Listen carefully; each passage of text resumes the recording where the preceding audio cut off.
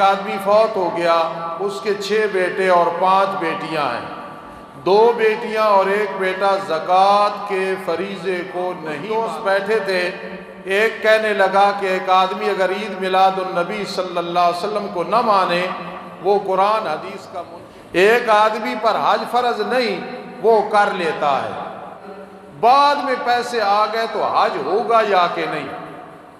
نفلی حج کیا کوئی Al-Faruqi media, only Islamic relations.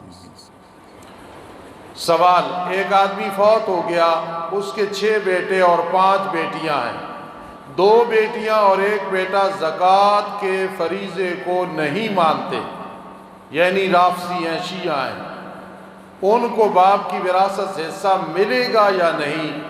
نہیں ملے گا۔ 2 بیٹیوں اور 1 بیٹا جو زکوٰۃ کے منکر ہے، زکوٰۃ کا منکر کافر ہوتا ہے، اس لیے ان کو باپ کی وراثت سے کچھ بھی نہیں ملے گا۔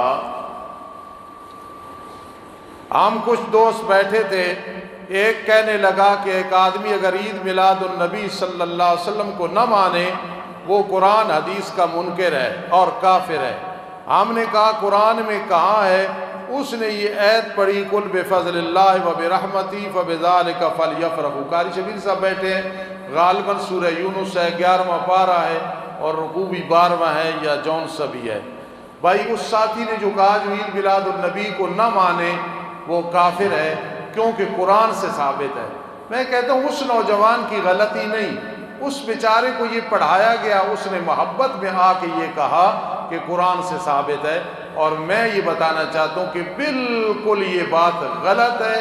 قل بفضل اللہ وبرحمتہ، اس کا مفہوم نہ نبی علیہ السلام نے بیان کیا، نہ کسی صحابی نے بیان کیا، نہ تابعی نے بیان کیا، نہ ائمہ میں سے کسی امام نے بیان کیا، نہ کسی صحیح مفسر نے بیان کیا۔ اس لیے وہ میرا عزیز جس نے یہ سوال کیا ہے بہت اچھا کیا ہے، لیکن سمجھنے والے نے غلط سمجھا، قرآن سے حدیث سے اس کا کوئی ثبوت نہیں عید میلاد النبی کا، ورنہ ہم بھی یہ مناتے۔ اللہ پاک ہمیں سمجھ نصیب فرمائے۔ ایک آدمی پر حج فرض نہیں وہ کر لیتا ہے، مثلا یہ سفیان حیدری بیٹھا ہے، حج فرض کوئی نہیں کر لیا، بعد میں پیسے آ گئے تو حج ہوگا یا کہ نہیں؟ نفلی حج کیا کوئی فرض نہیں تھا۔ اب اس میں یہ ہے کہ اگر اس نے نفلی سمجھ کے کیا تھا، دوبارہ پیسے آ گئے، مالدار ہوا، اب کرنا پڑے گا حج اسلام، لیکن وہ حج جو فرض نہیں تھا کرتے وقت اس نے مطلقاً کر لیا، یعنی یہ نہیں کہا کہ میرا نفلی ہے، یا تعیین کر دی کہ اگر بعد میں فرض ہوا تو میرا یہی ہے، پھر دوبارہ کرنے کی ضرورت نہیں۔ پھر سمجھو، جب کیا نہ نفلی تھا مطلقاً میں حج کرتا ہوں، نفلی کا نام ہی نہیں لیا، اب بھی دوبارہ نہیں کرنا۔ اگر کہہ دیا کہ بس یہ حج ایک ہی دفعہ ہے میرا، پھر بھی نہیں۔ اگر یہ صاف کہا میں نفلی حج کر رہا ہوں، میں نفلی حج کر رہا ہوں، پھر اسے دوبارہ جب فرض ہوگا تو کرنا پڑے گا۔ استاد جی یہ غسل خانے اور واش روم یہ مسجد کے فنڈ سے بن سکتے ہیں یا نہیں؟ بات یہ ہے کہ جب غسل خانے اندر بھی مسئلہ یاد رکھو نوجوان حضرات، زبیر وغیرہ، حاجی سیف اللہ صاحب، جب بھی کسی مسجد میں غسل خانے یا واش روم بنانے لگے اس میں ضرورت کو دیکھیں۔ اگر ضرورت ہے مسجد کی تو مسجد کا فنڈ، اگر ہے مدرسے کی تو مدرسے کا فنڈ۔ یہاں جو بنیں گے تو چونکہ طلباء بھی ہیں عوام بھی ہے، آدھا مسجد سے اور آدھا مدرسے سے بنے گا۔ یہ کسی نے بہت اچھا سوال کیا، آدھے مسجد کے فنڈ سے آدھے مدرسے۔ کیوں؟ مسجد میں آپ لوگ آتے ہیں، نمازی ہیں، ادھر طلباء رہتے ہیں۔ یہ دین کا کام ہم نے اپنی قبر کو خراب نہیں کرنا۔ بہت ڈر لگتا ہے، یقین کرنا بہت ڈر لگتا ہے کہ کہیں کسی بات کی وجہ سے گرفت ہو گئی تو لینے کے دینے پڑیں گے اور اس وقت دے نہیں سکیں گے۔ عطا اللہ شاہ بخاری رحمہ اللہ نے مولا غلام اللہ خان رحمہ اللہ کو فرمایا تھا جب انہوں نے تعلیم القرآن راجہ بازار بنا، غلام اللہ یہ چندہ ہے آج کا، خوف خدا کو مد نظر رکھ کے خرچ کرنا۔ مولا غلام اللہ خان فرماتے تھے پوری زندگی گزر گئی ہے وہ شاہ جی کی، بات دل میں ہے اور ذہن میں بیٹھی ہوئی ہے کہ خیانت نہ کرنا۔ میرے ایک استاد اللہ کے سچے ولی ہیں، جب بھی ہم جاتے ہیں تو بار بار کہتے ہیں جہاں خیانت آ جائے، جس مدرسے مسجد میں کام نہیں چلتا، خیال کیا کرو، خیال کیا کرو، خیال کیا کرو۔ تو اس لیے یہ جس نے پوچھا ہے، آدھا ہمارا خرچ انشاءاللہ مدرسے سے ہوگا، آدھا مسجد سے ہوگا۔ آگے ایک عجیب بات ہے، ایک آدمی کے پاس سود کے پیسے ہیں، وہ کہتا ہے اگر استاذ کہیں تو واش روموں کے لیے دے سکتا ہوں۔ بھائی سود کا پیسہ واش روموں میں لگ سکتا ہے، لیکن ہم ہرگز نہیں لگائیں گے۔ وہ کسی سخت مریض کو جو بیچارہ مرنے والا ہو، یا ایسا قرض کہ اسے ذلیل کر رہا ہو، یا کہیں اور واش روم، یہاں ہم سود کی بدبو بھی نہیں آنے دیں گے، لیکن جائز ہے۔ میں کہہ رہا ہوں مہربانی کرنا۔ یہاں دیکھیں ابو جال نے بیت اللہ کی تعمیر کے وقت کہا تھا حرام مال نہ دینا، حلال دینا، ابو جال نے کہا تھا۔ تو ہم اگر مولوی کہیں جو آئے آنے دو، آنے دو، آنے دو۔ مولانا طاہر پنجپیری فرماتے تھے مدرسہ بنانا مستحب ہے، چندہ کرنا حرام ہے۔ یہ جو آپ چندہ کرتے ہیں یہ نہیں لیتے تھے، یعنی جس چندے میں حکارت ہے، اور سپیکر کھل گیا اور ٹوکری پکڑ لی، اور حکارت کی وجہ سے یعنی لوگ حقیر سمجھ رہے ہیں اور وہ چندہ کر رہے ہیں۔ تو مولانا طاہر پنجپیری کا فتویٰ مدرسہ بنانا مستحب ہے، چندہ کرنا یعنی جو چندہ حکارت والا ہو وہ حرام ہے۔ اس لیے اس ساتھی کی مہربانی جس نے مشورہ دیا، ہمارے بارے سوچنا بھی نہیں، ہمارے پاس فنڈ ہے مانگ لیں گے۔ سود کا پیسہ ہم واش روموں میں بھی نہیں لگاتے، یہ منحوس چیز ہے۔ اللہ ہر مسلمان کو محفوظ رکھے۔ ایک مولوی صاحب کہتے ہیں، مدرسے والے استاد فاروقی صاحب کہتے ہیں کالا یرکان والا مریض اس کی موت شہادت کی ہوتی ہے۔ شہادت کی 7 قسمیں ہیں، کالے یرکان کا تو ذکر ہی نہیں۔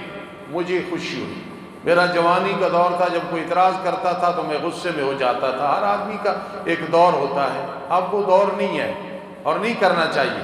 جس ساتھی نے یہ اعتراض کیا کہ استاذ کہتا ہے کالے یرکان والا مومن فوت ہو جائے تو شہادت کی موت ہے، حدیث میں تو کالے یرکان کا ذکر ہی کوئی نہیں۔ حدیث میں لفظ آیا مبتون، مبتون کہتے ہیں پیٹ کی بیماری، کالے یرکان کا تعلق پیٹ کے ساتھ ہے۔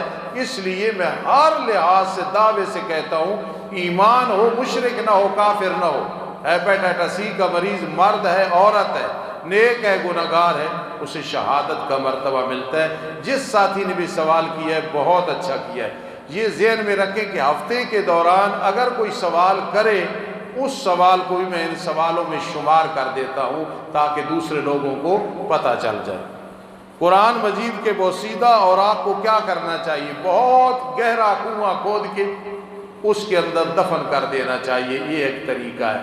یا بہت تیزی سے پانی بہہ رہا ہو اس میں کسی چیز میں ڈال کے اس کو جلا دینا ہے صحیح، لیکن جہاں تک ہو سکے جلانا نہیں۔ جتنے بھی بوسیدہ ہیں وہ یا اس کو گاڑ دو یا پانی میں بہا دو۔ اللہ عمل کی توفیق نصیب فرمائے۔ ایک بڑی پیار سے بات کرنے لگا ہوں، ایک آدمی ادھر آیا کہ کسی کے گھر مہمان تھا، اس نے ہمارا یہ درس و تدریس والا نظام دیکھا، بڑے پیار سے مجھے کہنے لگا اگر یہاں آدمی رہے 1 سال داخلہ نہ لے، یہ درس سن سن کے جتنے درس ہوتے ہیں تو آدمی ویسے ہی عالم بن جائے۔ تو مجھے اس کی بات اس لحاظ سے پسند آئی، جس مسجد سے آپ کا تعلق ہے درس توجہ سے سنا کرو۔ ہر خطیب امام تیاری کر کے آتا ہے، تو آدمی اگر نہیں بھی پڑھ رہا وہی مسئلے سن سن کے، یہاں ایک نوجوان بیٹھا ہے وہ کہتا ہے ہر جمعے کو جو سوال و جواب ہوتے ہیں 2 میں لکھ لیتا ہوں اپنی کاپی میں، اور مجھے کہہ رہا تھا استاد جی میں آپ کو دکھاؤں گا کتنا بڑا کام ہے کہ 2 سوال آگے جواب آگے جمعہ لکھ لیتا ہوں، کبھی زندگی میں کام آئیں گے۔ علم سے تعلق بنا لو، جس طرح عطا الرحمان صاحب کہہ رہے تھے انشاءاللہ سارے مسئلے حل ہوں گے۔ چودھری حدیث صاحب علاقے کے بہت بڑے چودھری تھے، لیکن ہم ان کی چودراہٹ اس وجہ سے مانتے ہیں کہ مدرسے کے خادم تھے، ان کے بڑے بیٹے شدید بیمار ہیں، خصوصی دعا کرنی ہے اللہ انہیں صحت عطا فرمائے۔ میرے داماد قاری محمد یاسین عابد، ان کے والد محترم فوت ہو گئے۔ 6 سال میرا ان سے رشتہ قائم ہوا، اس خاندان سے بیٹی دی، لیکن یقین کرنا ممبر پہ بیٹھا ہوں، ان کی والدہ بھی چونکہ فوت ہو گئی 4 سال پہلے، والد، کہ مجھے 6 سال میں ایک چھوٹی سی شکایت بھی بیٹی نے نہیں کی کہ انہوں نے مجھے تنگ کیا ہو۔ تو میں بڑا اس لحاظ سے مغموم ہوں کہ وہ بزرگ رخصت ہو گئے، بڑے سادے سے انسان تھے، اللہ پاک انہیں غریق رحمت فرمائے۔ یہ بھائی یاسین چودھری جمیل کا بھائی بیمار ہے، دماغی طور پہ بڑی تکلیف ہوتی ہے، اللہ پاک اسے بھی صحت عطا فرمائے۔